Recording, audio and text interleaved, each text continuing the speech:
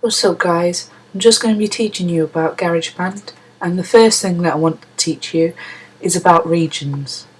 So if I just click on Garageband. Now this video is going to be short and hopefully quick. As you can see, I've already created a project there. If I wanted to create a new project, simply click there, and let's say I create a new project. I can change where I want to save it. If I don't want to save it there, I can create a new folder for me, but I'm just going to create it there for now. So create. As you can see, it's loaded up, and if I want to create a new track, just click this plus sign. Here we go, we've got real instrument, which is known as software audio. We've got a MIDI instrument, and we've got an electric guitar for any audio recordings where you're inputting an actual guitar. So for now I'm just going to stick with what I have, which is a MIDI instrument, which means I could play it in by keyboard. Okay, so regions. What I'm going to do is create a region. What is a region? Well, it's this bubble that you see here on the arrange window, and we can stretch it if we go to the far right, bottom right hand corner, and we can stretch it out and we can pull it in. If I go to the top right hand corner, I can loop it so it will repeat whatever's inside it. And what will go inside this region is simply your music. So if I just click Command and left click on the mouse, that is how you create one. Let's just say I want that random music in there. As you can see, it's gone in, and you can hear what it does. So that's how to create one, and that's what's inside one. You'll get a region even with audio recordings, but sometimes they can create them automatically for you. So if I just highlight this region by clicking on it and press backspace or delete, that deletes the region. If I want to undo what I've just done quickly, press Command and Z, and there we go. So let's try playing something in. If I hold Command, Shift and K, it brings up my musical typing, which is where I can play it in with my keyboard. So let's just quickly play something in. So I'm going to click record.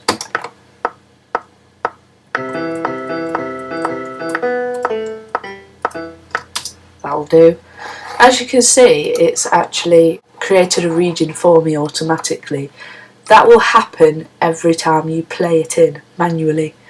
I only taught you how to create one because if you don't know much about the piano and you don't want to play it in sort of manually, then you have your keys down here, and you simply go to this mixer and you press Command and draw it in with your pencil by clicking. So you can make this complex. If I scroll down with the scroll on my mouse, it'll take me to far ends of the piano, sort of low to really high. So if you want to play it in manually, you can. And that's the beauty of it. And if you wanted to repeat a section, simply drag your mouse, highlight it, Apple C, Apple V, and as you see, automatically it made your region longer. That will happen all the time. Let's say we want to name this specific region. I'm just going to copy this, Command C, Command V. I call it Apple C, Apple V. It's just the way I've been taught. And if I just look at this region, and let's say I want to name this one, if I double click here, Piano 1. Now if I double click, if I just double click on anywhere on this page, by the way, the scroll will come up and will hide again. If I double click again, so Piano 2, and as you can see, we've just created names. Now let's say, I don't know, I've got multiple tracks going down the far hand side. A quicker way to do that, by the way, if you want the same instrument and you've not really edited the settings yet, just click Command and D and it'll duplicate it. so you can have all these tracks.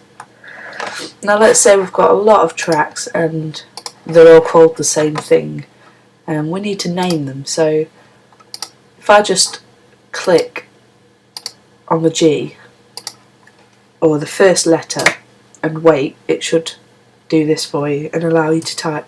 So 1, press enter, that's done.